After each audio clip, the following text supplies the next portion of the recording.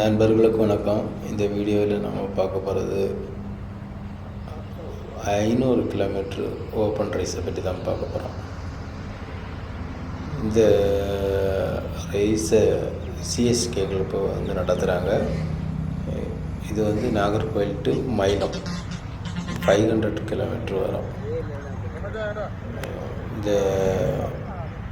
இது ஓப்பன் பண்ணக்கூடிய டைம் வந்து 7 o'clock 7 மணிக்கு ஓப்பன் பண்ணியிருந்தாங்க. அந்த டைமில் கிளைமேட் ரொம்ப சூப்பராக இருந்தது. எந்த ஒரு பனி மட்டுமே இல்லை. விடிய காலையிலே கிளியராக பேடுகள்லாம் ஓப்பன் பண்ணிட்டாங்க. இந்த ரேஸில் நம்ம அப்புறம் ஒரு 5 கொண்டு நாங்கள் வந்து கூடுதலாக ட்ரைனிங் போடணும்னு நினச்சிருந்தோம். சரி, கொண்டு போக முடியாது. அதனால் இந்த 500 கிலோமீட்டர் ரேஸில் வச்சு பார்க்கலாம். ஒரு 500 கிலோமீட்டர் ட்ரைனிங் விழுந்த மாதிரி இருக்கும். நம்ம ப்ராக்லிங்கிட்டு வச்சுருந்தோம். இதுக்கு முன்னாடி எங்கள் ப்ராய்க்கு வந்து 120 கிலோமீட்டர் தான் ட்ரைனிங் கொடுத்துருந்தோம்.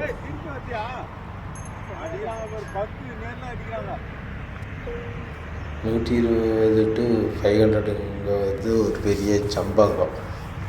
ப்ராக்லுக்கு அந்த மாதிரி வைக்கக்கூடாது. இருந்தாலும் நாங்கள் தைரியமாக வச்சோம்.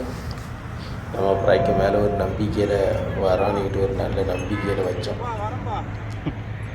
அட்லீஸ்ட் ஒரு 300 கிலோமீட்டர் பறந்த போகிற தான் நம்ம வந்து 500 கிலோமீட்டருக்கு வைக்கணும். நாங்கள் வந்து டைம் இல்லாத காரணத்தினால நாங்கள் ரொம்ப குயிக்காக ட்ரைனிங் எடுத்த ஒரு நோக்கத்தினாலையும் வைக்க முடியலை. வரணி ஒரு நல்ல நம்பிக்கை இருந்து நாங்களும் ப்ளேஸ்மெண்ட்டுக்கு வரணிட்டு எதிர்பார்த்துட்டே இருந்தோம். ப்ளேஸ்மெண்ட்டுக்கு வரல. 500 கிலோமீட்டருங்கக்கூடிய நேரத்தில் பொதுவாக 1 மணி இல்லை 1 மணி to 2 மணிக்கே எல்லாம் ரீச் ஆகிரும். நல்ல ஃபார்மில் இருக்கக்கூடிய ப்ராக்கெல்லாம் ரீச் ஆகிரும். நாங்கள் அந்த டைமில் ஏதாவது ஒரு பேடாவது நம்மளுக்கு வந்துடும்னுட்டு நல்லா எதிர்பார்த்தோம். அந்த டே எங்களுக்கு பேடே வரல. ஒரு 12 ப்ராட்டாக வந்துருந்து மற்ற ஃபேன்சியர்கள்லாம் எடுத்தாங்க. நாங்களும் எங்கள் கூட கொஞ்சம் அப்செட் ஆகிட்டு, என்னடா தெரியாமல் 120லேருந்து 500க்கு ப்ராயில் தெரியாமல் தூக்கி வச்சிட்டோம், ப்ராயம் வந்துவிடாது போலுக்குன்ட்டு தான் நினச்சிருந்தோம். நிறைய சீனியர் ஃபேன்சியருமே சொல்லியிருந்தாங்க, எதுக்கு நீங்கள் இப்படி வச்சுருந்தீங்க, ப்ரா வராதுன்னு சொன்னாங்க. இருந்தாலும் ஒரு நம்பிக்கை எங்களுக்கு இருந்தது இந்த ப்ராக்களுக்கு மேலே. கண்டிப்பாக இந்த ப்ரா வந்து பறக்கும். ஏன்னா எல்லாமே நாங்கள் வச்சுருந்த ப்ராக்கள் எல்லாமே 1000 கிலோமீட்டர் பறக்கக்கூடிய லைனேஜில் உள்ள ப்ராக்கள். அதனால் அட்லீஸ்ட் ஒரு 2-3 பேடாவது வந்து ரீச் ஆகும் இன்ட்டு ஒரு நல்ல ஒரு நம்பிக்கையில் இருந்தோம். எங்களுக்கு அதே மாதிரி அடுத்த நாள் காலையில் 7 மணிக்கு ஒரு ப்ரா வந்து கிராஸ் ஆகி போச்சு. அப்போவே மனசுக்கு ஒரு நல்ல சந்தோஷம். ஒரு ப்ரா வந்து ரீச் ஆகிட்டு நைட்டு. இந்த ப்ரா வந்து ஒரு யங் பேர்டு தான். ஓல்டு ப்ரா வரல. யங் பேர்டு வந்து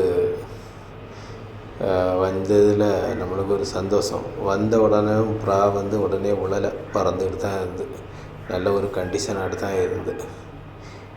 இந்த ப்ராய்க்கு 380 கிலோமீட்டர் ஜம்ப் கொடுத்துருக்கோம். இருந்தாலும் அந்த ப்ரா கரெக்டாக ரூட்டை பிடிச்சி தன் கப்பில் வருவோன்னா அது ஒரு பெரிய விஷயம். எப்போதுமே கிளப்பில் பந்தயம் நடத்தக்கூடியவங்க 500 கிலோமீட்டர் வச்சுருந்துன்னா அட்லீஸ்ட் ஒரு 250 கிலோமீட்ரு அந்த வருஷமே பறந்துருக்கணும். அப்படி ப்ரொசீஜர்லாம் உண்டு. 700 கிலோமீட்டர்னால் 500 கிலோமீட்டர் பறந்துருக்கணும். 1000 கிலோமீட்டர்னால் அட்லீஸ்ட் ஒரு 500 கிலோமீட்டர் பறந்துருக்கணும். அப்படி ஏகப்பட்ட ரூல்ஸுகள்லாம் வச்சுருப்பாங்க. அது ஏன் அப்படி வச்சுருப்பாங்கன்னா, ப்ராக்கள் வந்து ஒரு ஸ்டேஜிலேருந்து ஒரு ஸ்டேஜுக்கு ரொம்ப ஜம்பு கொடுத்தா ப்ரா வந்துக்கூடாது. அதனால தான் அந்த மாதிரி ரூல்ஸுக்கெல்லாம் வச்சுருப்பாங்க. அது மட்டும் இல்லை, நம்ம வந்து பறக்காத புறாக்களை கொண்டு நம்ம வந்து பந்தயத்தில் வந்து டேக் பண்ணோம்னா மற்ற புறாக்களையும் அது வந்து வழிமாட்டி கீழே இறக்கிறோம் அப்படின்னு நிறைய மக்கள் வந்து கருத்து கணிப்பு வைக்கிறதுனால அப்படி வச்சுருப்பாங்க. ஆனால் லைனேஜ் பேர்டுகள், அதாவது லாங் டிஸ்டன்ஸ் பேர்டுகள் வந்து ஓவர் ஜம்ப் கொடுத்தா ஈஸியாக ரிட்டர்ன் ஆகிரும். ஷார்ட் டிஸ்டன்ஸ் பேர்டுகள் தான் ரொம்ப ஸ்பீடாக இருக்கும், ஆனால் வந்து ஜம்பிங் ஓவர் ஜம்ப் 300 கிலோமீட்டர் 400 கிலோமீட்டர்லாம் ஜம்ப்பு கொடுத்தா அப்புறம் ரிட்டர்ன் ஆகிடாது. நம்மளுக்கு நம்ம கூண்டில் உள்ள புறாக்களை பற்றி ஓரளவு தெரியும். இந்த பேர்டுகள் பறக்கும், இந்த பேர்டுகள்லாம் ஜம்ப் வச்சா வரோம் அது நீட்டு நம்மளுக்கு ஓரளவு. ஏன்னா ஒரு 20-15 வருஷத்துக்கு மேலே பந்தயம் விட்டுட்டுருக்கிறதுனால இந்த புறாக்கள் சூஸ் பண்ணி ஜம்ப் வச்சா வரோன்னிட்டு அந்த லைனேஜை பார்த்து தான் வச்சுருந்தோம். இப்போ ஒரு கிளாவர் வந்து இறங்கிச்சுல, கருப்பு கிளாவர், அந்த கிளாவர் புறா தான் இன்றைக்கி காலையில் 7 மணிக்கு வந்து இறங்கியிருக்கு. நல்ல ஒரு ஸ்டடியாக தான் வந்து இறங்கியிருக்கு. இந்த லைனேஜில் நம்ம குண்டில் 700 கிலோமீட்டர் வரை பறந்துருக்கு. வேறு கோயம்புத்தூர்லெலாம் இதே லைனேஜில் 1000 எல்லாம் பறந்துருக்கு. இது ஒரு நல்ல ஒரு ஸ்ட்ராங் பிளட் லைன் தான். இனி இந்த ப்ராயர் ரெடி பண்ணி 1000 தூக்கி வச்சாலுமே ஈஸியாக வந்துடும். ஆனால் நாங்கள் 1000க்கு வைக்க போகிறது இல்லை. என்ன 4 புறா வெளியில் கிடக்கு, எல்லாம் ஒரு நல்ல புறா தான். இன்னும் ஒரு அட்லீஸ்ட் ஒரு 2-3 புறா வந்ததுனாலே ரொம்ப பயங்கர சந்தோஷப்பட்டு விட வேண்டியது தான். இந்த புறா வந்து சில புறாக்கள்லாம் வந்து ரொம்ப டயர்டாக வந்து விடலாம் 500 கிலோமீட்டருக்கு. இந்த புறா வந்த பிறகு நல்ல ஒரு ஸ்டடியாக இருந்தது. எங்களுக்கும் ஒரு மனசுக்கு ஒரு நல்ல தெம்பாயிட்டு, இனி மற்ற புறாக்களும் வந்து இறங்கும். இந்த புறாயே வந்திருக்கு, மற்ற புறாக்களும் ஓரளவு பக்கத்தில் ரீச் ஆகிருக்கான்னுக்கிட்டு ஒரு நல்ல ஒரு நம்பிக்கை வந்துட்டு.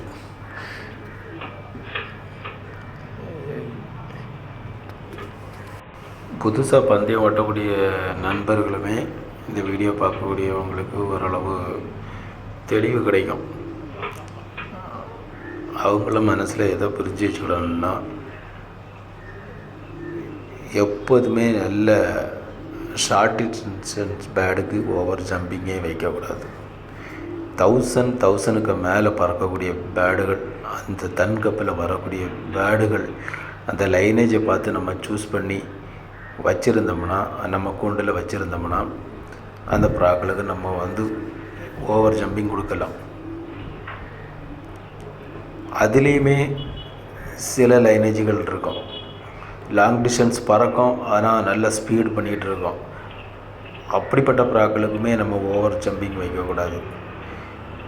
லாங் டிஸ்டன்ஸ் பறக்கும் ஆனால் ஸ்லோவாக தான் ரிட்டர்ன் ஆகும். அந்த மாதிரி புறாக்கள்லாம் ஓவர் ஜம்பிங் வச்சா ஈஸியாக ரிட்டர்ன் ஆகிரும். ஒரு சில லைனேஜுகள் வந்து யங் பேர்டில் நல்ல பர்ஃபார்மன்ஸ் இருக்கும். ஒரு சில லைனேஜுகள் வந்து ஓல்டு பேர்டாக ஆன பிறகு தான், அதாவது 2வது வருஷம் இல்லை 3வது வருஷத்தில் தான் அதனுடைய பர்ஃபார்மன்ஸு ஜாஸ்தி இருக்கும். அதையுமே நம்ம வந்து பறத்தி பார்த்து தான் கண்டுபிடிக்க முடியும். எப்போதுமே நம்ம ஒரு ப்ராய பற்றி ஃபுல்லாக கணிக்கணும்னா அந்த லைனேஜை நம்ம பறத்தி அதனுடைய ரிசல்ட்டை பார்த்து தான் நம்ம கற்றுக்கிட முடியும். நம்ம கண்ணை பார்த்து இந்த புறா வந்து 1000 பறந்துடும், இந்த புறா 500 பறந்துடான்னுட்டு ஓரளவு நம்ம வந்து கெஸ் தான் பண்ண முடியுமே தவிர கன்ஃபார்மாக சொல்ல முடியாது. ஆனால் நம்ம பறத்தி பார்த்தோம்னா நம்ம ஓரளவு கண்டுபிடிச்சிக்கிடலாம். இந்த லைனேஜுக்கெலாம் நம்ம இப்படி தான் பறத்தன்னுட்டு நம்ம ஓரளவு புரிஞ்சு வச்சுக்கிடலாம். இந்த 500 கிலோமீட்டருக்கு 1.5 நாள் டைம் கொடுப்பாங்க. இன்னும் வரைக்கும் ஆப்பு ரன்னிங்கில் தான் இருந்து, அதனால் வந்த உடனே அதனுடைய ஸ்டிக்கரை நாங்கள் ஆப்பில் ஏற்றிட்டோம். நம்மளுக்கும் ப்ரா வந்துருக்கிட்டு நிரூபிச்சிட்டோம். இனி நாங்கள் வெயிட் பண்ணிகிட்டு இருக்கிறது லேட் ரிட்டன் பேர்டுகளை பற்றி தான். அட்லீஸ்ட் இன்னும் ஒரு 2 பேர்டாவது வந்து இறங்கினா தான் நம்மளுக்கு ஒரு மனசுக்கு சந்தோஷம் இருக்கும். இல்லைன்னா கோட்டுக்கு ஒரு பெரிய இழப்பு தான். நல்ல புறாக்கள் அதில் இருந்த எல்லாமே நல்ல புறாக்கள் தான். நம்ம பொறுமையாக அதை வந்து கொண்டு போயிருந்தோம்னா பேடுகள் எல்லாமே ஈஸியாக ரிட்டர்ன் வச்சுருக்கலாம். நம்ம அப்படி ஓவராக சம்பி கொடுக்கறனால தான் நல்ல புறாக்களுமே நம்ம மிஸ் ஆகுவோம். இப்போ வந்த பேடு இந்த பேடு தான். இதுவும் ஒரு நல்ல ஸ்ட்ராங்கான பிளட் லைன் பேடு, சூப்பராக இருக்குது. இந்த வீடியோ பிடிச்சிருந்துன்னா லைக் பண்ணுங்கள், ஷேர் பண்ணுங்கள், சப்ஸ்கிரைப் பண்ணுங்கள். அடுத்த வீடியோக்களில் நம்ம லேட் ரிட்டர்ன் வரதை பற்றியும் உள்ள வீடியோ நம்ம கொடுக்குறோம். இதனுடைய ஃபாதர் வெளியில் நடந்துச்சு, அதுவும் ஒரு நல்ல பேடு. அதை தான் நாங்கள் எதிர்பார்த்துட்ருக்கோம். அந்த பேடு வந்தால் தான் நம்ம கூண்டு ஒரு வெயிட்டாகிட்டு இருக்கோம் எப்போவுமே. Okay, thanks.